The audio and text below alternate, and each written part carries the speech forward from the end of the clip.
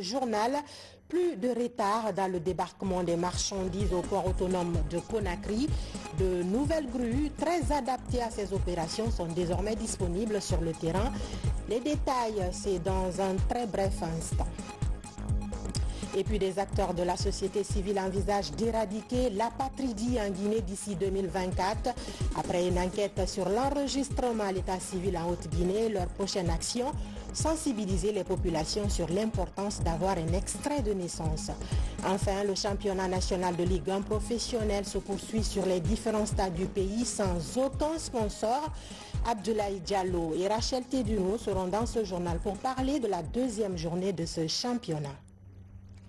Encore une fois, bonsoir. Merci de nous préférer pour vous informer. Tout d'abord, ce décret du président de la République, professeur Alpha Condé. Décret de 2019, numéro 289, PRG SGG, portant nomination d'inspecteurs régionaux de l'éducation au ministère de l'Éducation nationale et de l'alphabétisation. Le président de la République, vu la Constitution, décrète, article 1er, les cadres dont les prénoms et noms suivent sont nommés dans les fonctions ci-après. Inspecteur régional de l'éducation de Kindia, M. Mouktar Kamara, précédemment chef section pédagogique à la direction préfectorale de l'éducation de Dubreka.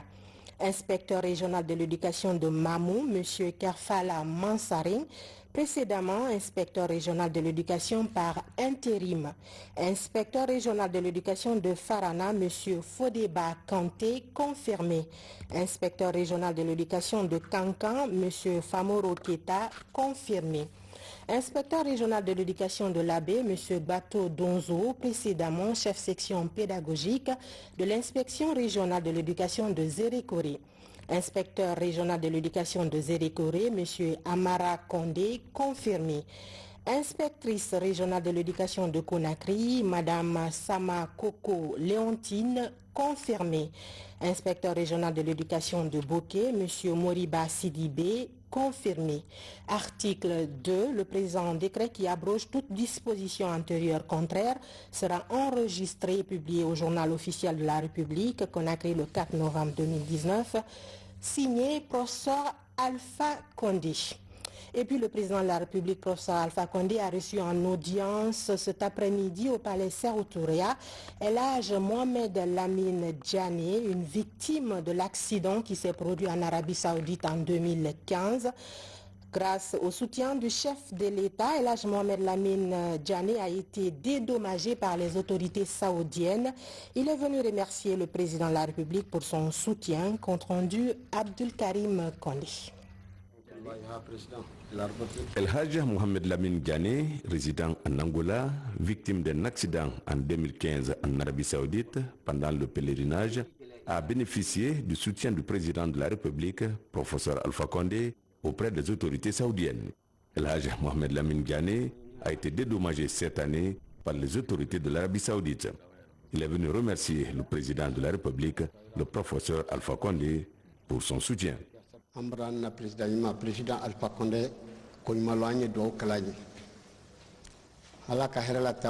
J'ai été victime d'un accident en Arabie Saoudite en 2015. Il y a une pluie qui a chuté, qui a provoqué la mort de plusieurs centaines de personnes.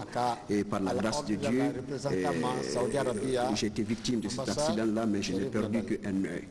Alors, sur instruction de son Excellence, Monsieur le Président de la République, qui a instruit son représentant en Arabie Saoudite de suivre mon dossier, qui a finalement, par la grâce de Dieu, a été couronné de succès, car le gouvernement saoudien a finalement procédé à la remise d'un chèque de 266 000 $ pour mon dédommagement. Alors, il est de mon devoir de venir remercier son Excellence, Monsieur le Président, pour ses bienfaits et du fait qu'il m'a soutenu durant toute ma convalescence. Et en plus de ça, il vient encore de donner des instructions pour que je sois évacué en Russie pour poursuivre mes soins. Donc, je ne serais vraiment resté sans venir lui serrer la main et le remercier et formuler des prières et des bénédictions pour lui. Elhadj Mohamed Lamine Diané, qui a perdu un œil au cours de l'accident, a reçu 266 666 $ comme frais de dédommagement grâce au soutien du chef de l'État, professeur Alpha Condé.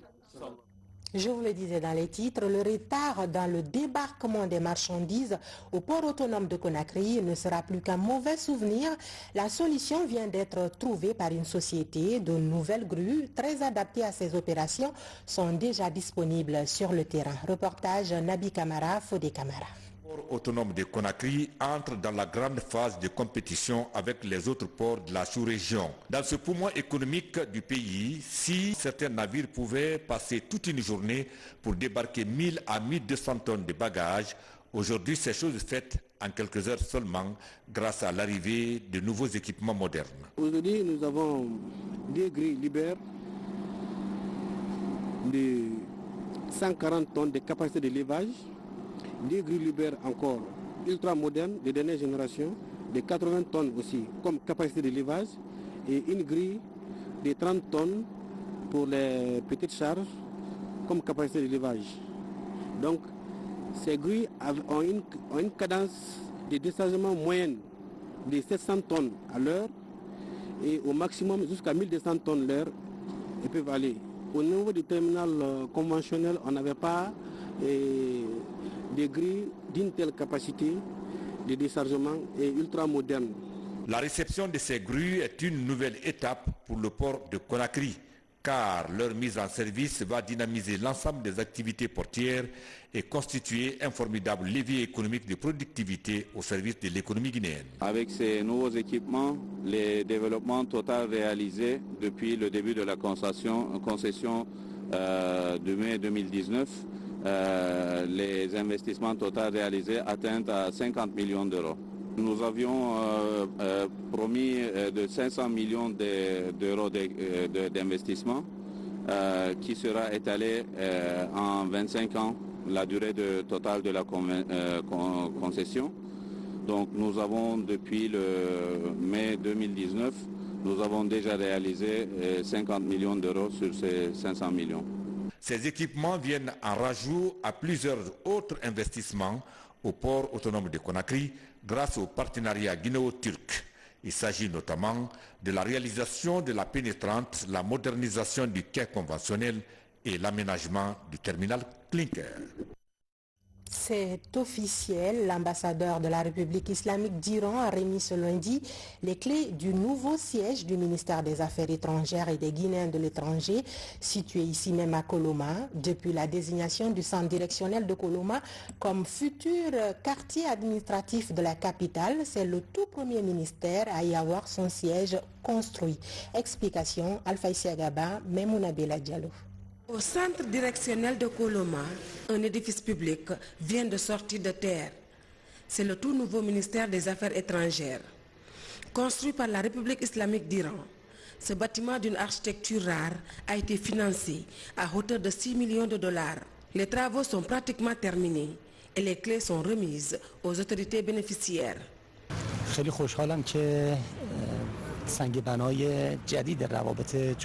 suis très content que ce pierre précieux a été rendu par la République de Guinée, qui est une très grande coopération entre les deux pays, et pour pouvoir renforcer encore les deux pays. On a promis et on a fait en 2 ans. Et nous sommes très ravis aussi que tout ce qui a été construit est venu de l'Iran et les ingénieurs aussi sont venus de l'Iran. Et il y aura plus de 700 personnes pour pouvoir être dans ce beau ministère. Il y a 3 ans que les travaux de construction de ce département ministériel ont été amorcés. Ce bâtiment élégant de 3 niveaux compte plus de 60 bureaux. La concrétisation du nouvel élan de coopération bilatérale guinéo-iranienne. Et c'est une grande contribution que l'Iran fait à la diplomatie guinéenne, parce que ce bijou quand même rehausse l'image de notre diplomatie et aussi donne un nouvel élan aux relations bilatérales entre l'Iran et la Guinée. Et pour tous ceux qui ont suivi l'évolution de ce projet, ils se rendront compte qu'on est passé par beaucoup de difficultés. Il y a eu beaucoup de revers et certains n'y croyaient même plus. Mais finalement, ça a eu le jour et ça a vu le jour grâce à la ténacité de l'ambassadeur, à son engagement personnel et aussi la persistance et la persévérance de nos collègues du ministère des Affaires étrangères. Très prochainement, les bureaux seront équipés pour permettre au personnel de déménager. Éducation à présent avec la semaine de formation des élèves sur le codage. Elle est appelée Africa Code Week. 10 écoles de Conakry sont concernées et les élèves vont être initiés à la programmation informatique et ce pendant toute une semaine. Fatima Diallo. Jusque-là, la formation en informatique commence au lycée pour la majeure partie des élèves guinéens. Et souvent, ce sont les éléments basiques qui sont dispensés comme Windows, Word, Excel. Désormais, la donne est améliorée. Les tout-petits sont initiés au codage informatique. Un logiciel conçu à cet effet leur facilite l'initiation aux technologies de l'information et de la communication. Nous allons former les enseignants et les élèves dans un logiciel appelé Scratch. Le Scratch, c'est un logiciel conçu pour les enfants âgés de 8 à 11 ans. C'est comme si c'était un domaine nouveau pour eux et ils ont peur de l'aborder. Donc vu que la mission c'est de leur pousser à opter pour le domaine numérique, nous nous efforçons à leur faire comprendre les avantages qu'ils peuvent en tirer afin de choisir cette branche une fois à l'université. Depuis 3 ans, ce projet a permis d'accélérer le transfert de compétences en faveur des enfants. L'idée est de favoriser l'émergence d'une génération high-tech pour faire face aux enjeux de la mondialisation dans un contexte de plus en plus numérique. Cette année, 10 écoles de Conakry sont touchées par ce programme de formation au codage informatique. Je suis la formation, c'est pour la 3e fois. Je suis très contente. C'est un programme code d'écrit et ça nous permet de programmer nos propres jeux. On a su même sur le logiciel, il y a des programmations même sur les Facebook. Africa Code Week entend démystifier l'éthique et permettre à l'Afrique de prendre une part considérable dans la course vers les inventions et innovations du système application produit SAP.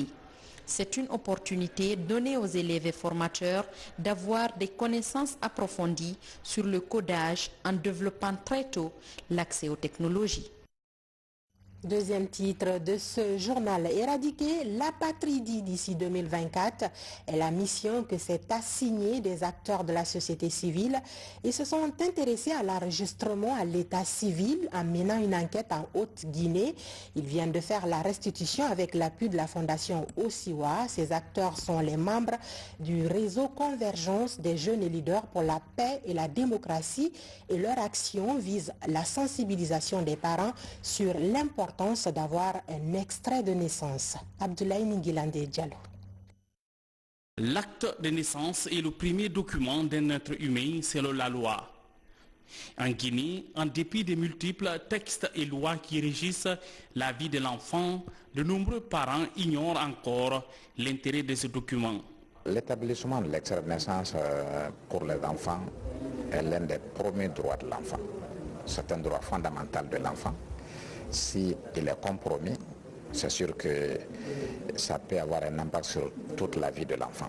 Donc c'est très important que tout enfant soit enregistré dès sa naissance.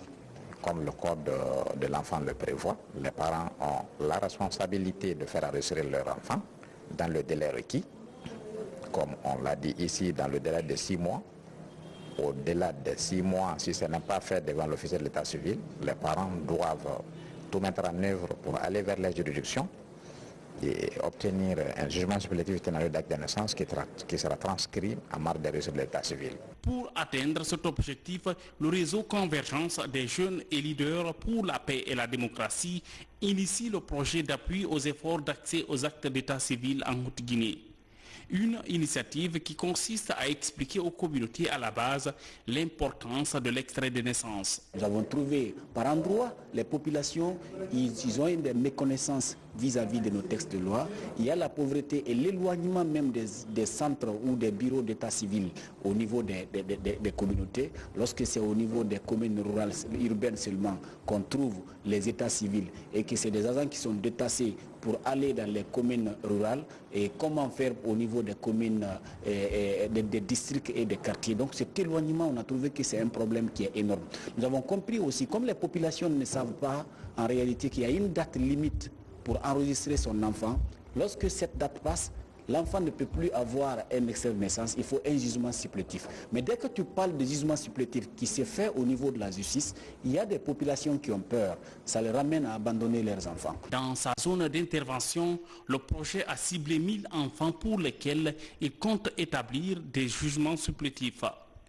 À date, 250 agents communautaires sont identifiés et formés dans le but de toucher le maximum de villages.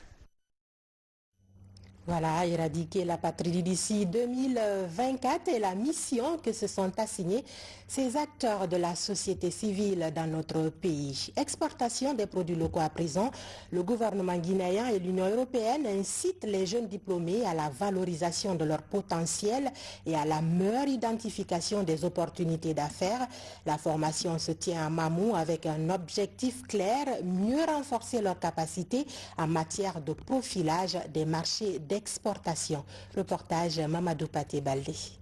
En Guinée, les entreprises chargées de l'exportation des produits locaux ont du mal à saisir les opportunités d'affaires en matière d'exportation.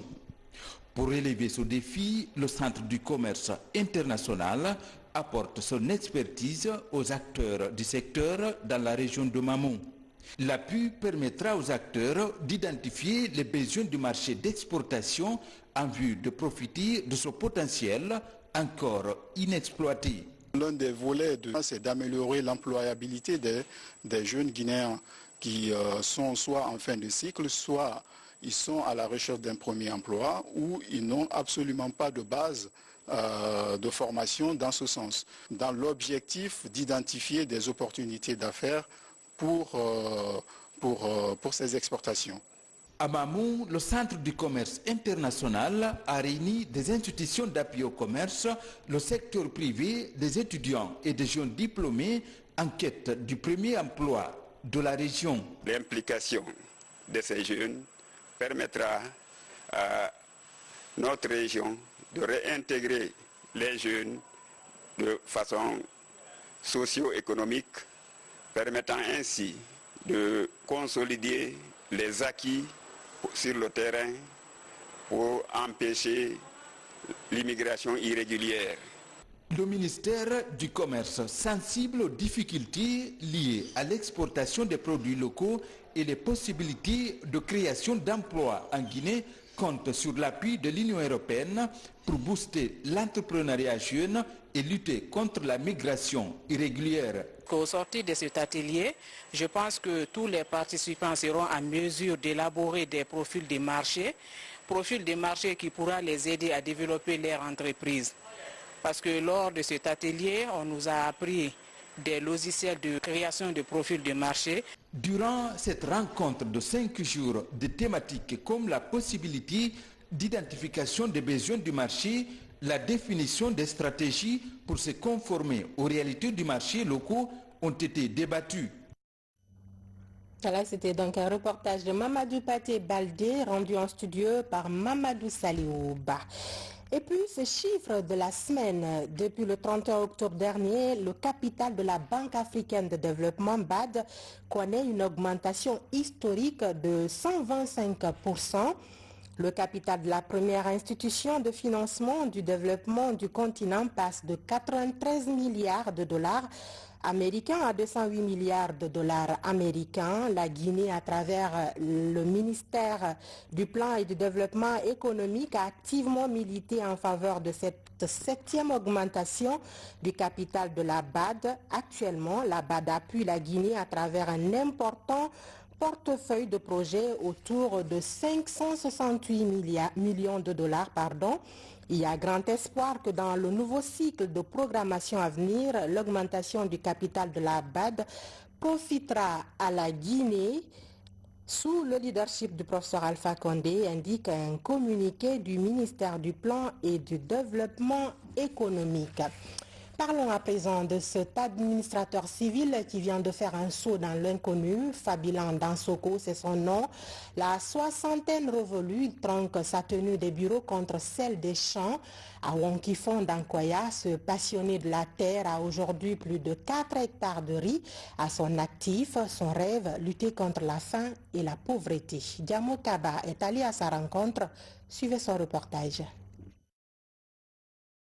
À 57 km de Koya, le secteur de Sangoya dans la sous-préfecture de Wonkifon, sous les pieds des monts Yankoni et Sangogi, des étendues vertes de riz saturent l'horizon.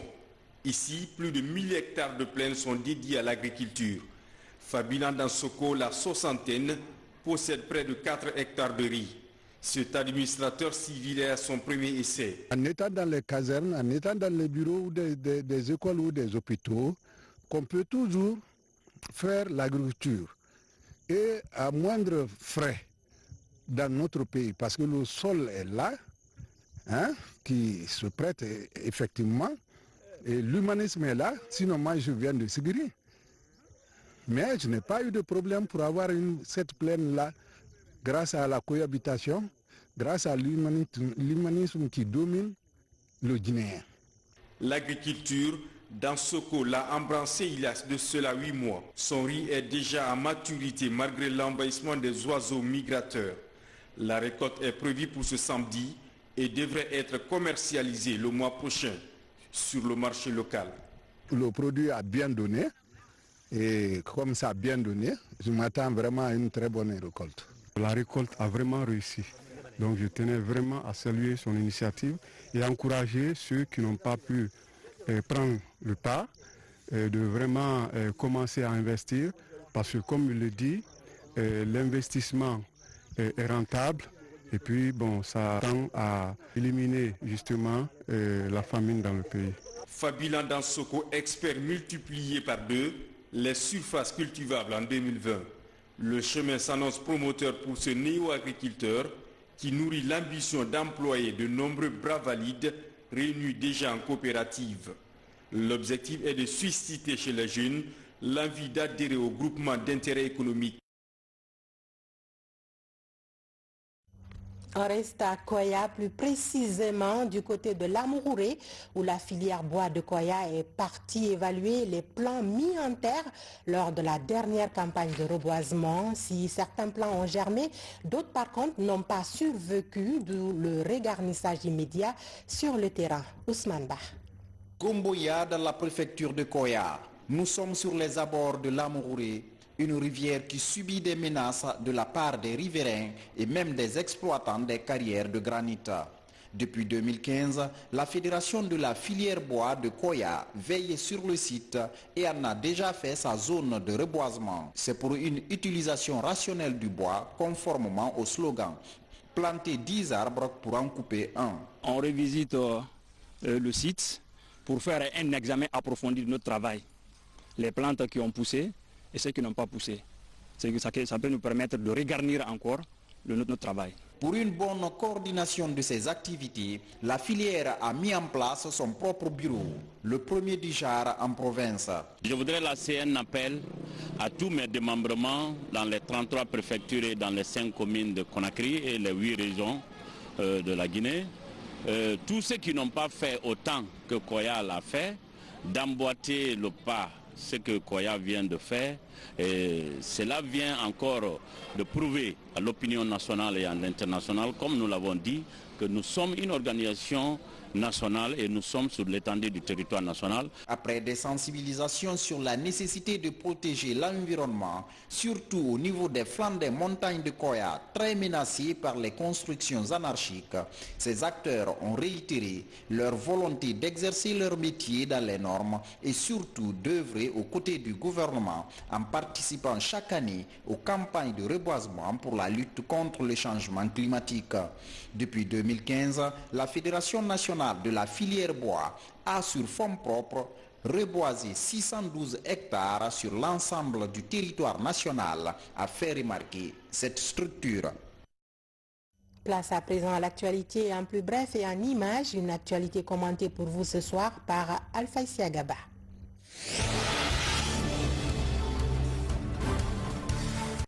C'est un nouvel axe de coopération entre l'université Gamal Abdel Nasser de Conakry et celle de Montpellier. Un programme de formation pour le diplôme interuniversitaire en santé globale est lancé au service d'études avancées de Conakry. Le programme copiloté par Conakry et Montpellier vise à doter les étudiants des connaissances de base sur les grands défis de la santé.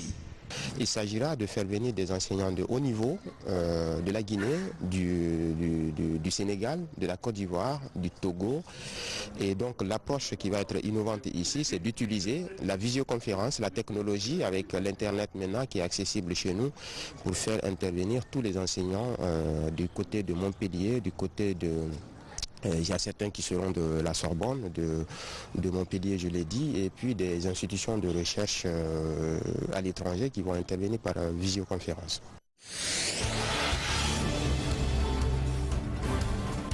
Parmi les pratiques qui animent et valorisent la vie universitaire, les soutenances occupent une place de choix dans la culture scientifique. En Guinée, avec des réformes en cours, la soutenance des thèses doctorales est encouragée par les autorités. À l'université générale Lansana Conté de Symphonia, par exemple, l'école doctorale des sciences politiques, juridiques, économiques et de gestion encadre 75 chercheurs en début de carrière. On les appelle les doctorants. La soutenance est une partie intégrante de la formation et de l'obtention du diplôme.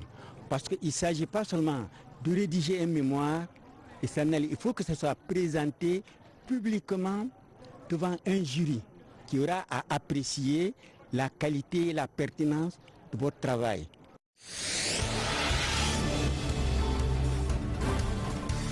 Marchi-chef Setou Kamara n'est plus. Son corps a été retrouvé à son domicile le 1er novembre dernier, jour de la fête de l'armée guinéenne. Jusqu'ici, l'origine de la mort du gendarme détaché à la Banque centrale reste inconnue. Mais la gendarmerie nationale a ouvert des enquêtes pour tirer au clair cette affaire. Sa famille, quant à elle, est sous le choc. C'est très dommage. C'est un corps sans vie qu'on a trouvé dans sa chambre. Je voudrais adresser mes sincères condoléances à toutes les familles ainsi qu'au haut commandement de la gendarmerie.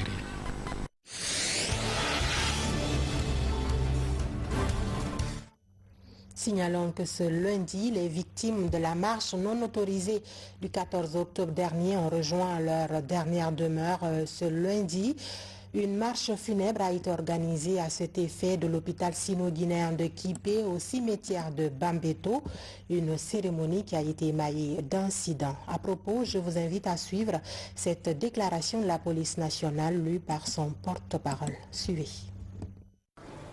Peu après la prière sur les corps à la mosquée de Bambeto, des échauffourées ont éclaté entre les forces de l'ordre et les éléments du cortège funèbre. Malheureusement, de pertes en vies humaines et de blessés ont été enregistrés. Le PA de Bambeto a été aussi saccagé et incendié, matériel emporté. Déjà, l'hôpital Ignace Dine a reçu dans sa morgue 2 morts. Il s'agit de Abdoulrahim Diallo, chauffeur, Mohamed Silla, élève, et un blessé du nom de Alpha Omar Diallo. À cette douloureuse circonstance, le ministre de la Sécurité et de la Protection civile présente ses condoléances aux familles des défunts et souhaite un bon rétablissement aux blessés. Le ministre de la Sécurité et de la Protection civile invite au calme et rassure aussi que des instructions fermes sont données pour l'ouverture rapide d'une enquête à cet effet. Conakry, le 4 novembre 2019, le ministère de la Sécurité et de la Protection civile. On enchaîne avec l'actualité sportive. Le championnat national de Ligue 1 professionnel se poursuit sur les différents stades du pays. Tenez-vous bien, sans aucun sponsor. La deuxième journée s'est disputée ce week-end. Le club industriel de Kamsar et l'AS Kaloum continuent leur sans faute. Cependant, le Satellite FC, lui, s'enfonce davantage avec 2 revers en autant de matchs. Abdoulaye Diallo, Rachel Tedounou. Pour cette deuxième journée de la Ligue 1, 5 matchs sur 7 ont été joués à Conakry. Les clubs ont eu de fortunes diverses.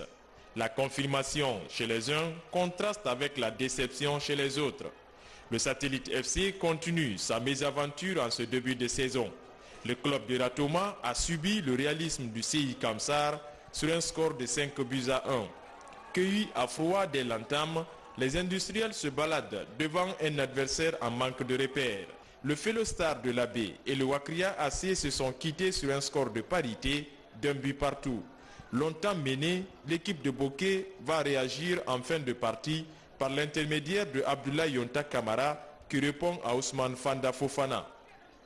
Le Fellow limite la casse malgré son infériorité numérique suite à l'expulsion du défenseur Fodé Sako dès la 29e minute de jeu. Au même moment, la flamme olympique renoue avec la victoire en s'imposant sur la marque de 2-1 contre le Santoba FC. Amadou Ouribari par 2 fois a trouvé le chemin des filets et a permis aux siens d'empocher les 3 points. La SAC de Siguiri a réussi le hold-up en déplacement contre le Hafia FC 0-0. Les Verts blancs de Dixine ont toujours du mal à bien démarrer le championnat il y a 3 saisons. Par contre, l'AS Kaloum reste sur sa bonne dynamique avec à la clé une deuxième victoire de rang devant l'Asfag sur un score étriqué d'1-0. Une deuxième journée riche en prestations mais pas d'ambiance dans les tribunes. Pour qu'il y ait de l'engouement, l'année passée nous avons mis des motos qu'on tirait au sort par rapport aux billets qui sont déjà achetés. Mais nous n'avons pas eu de sponsor cette année. Le seul sponsor qui nous a permis l'année passée de commencer le championnat, cette année, compte tenu du fait que les autres aussi ont refusé, jusqu'ici nous ne parvenons pas à trouver un sponsor qui puisse quand même nous accompagner pour le championnat. C'est ce qui fait d'ailleurs l'absence des panneaux publicitaires au terrain. Donc c'est ces difficultés que nous avons pour le moment. Au classement provisoire, le CI Kamsar et l'AS Kaloum sont co-leaders avec 6 points et le Satellite FC est dernier avec 0 points. En attendant les matchs du Orea AC contre la SAC de Siguiri et les éléphants de Koléa, y compris Louba FC, Sora Academy. Toujours en sport foot, cette information de dernière minute, le sélectionneur du Sili national de Guinée a rendu public ce lundi la liste des joueurs convoqués pour les matchs Mali-Guinée pour le 14 novembre et Guinée-Namibie pour le 17 novembre 2019. Parmi ces 23 joueurs figurent 3 nouveaux, dont 2 locaux, qui sont Sekouba Kamara, gardien de but de l'AS Kaloum, Morlaï Silla, milieu de terrain de Orea AC, et Momo Yansane de Biélorussie. Le Sili fera son regroupement à partir du dimanche 10 novembre prochain à Abidjan, avant de rallier la capitale malienne dans le cadre des éliminatoires de la CAN Cameroun 2021. Voilà qui met fin à ce journal. Grand merci à vous de l'avoir suivi. Je vous dis à demain. Bonsoir chez vous.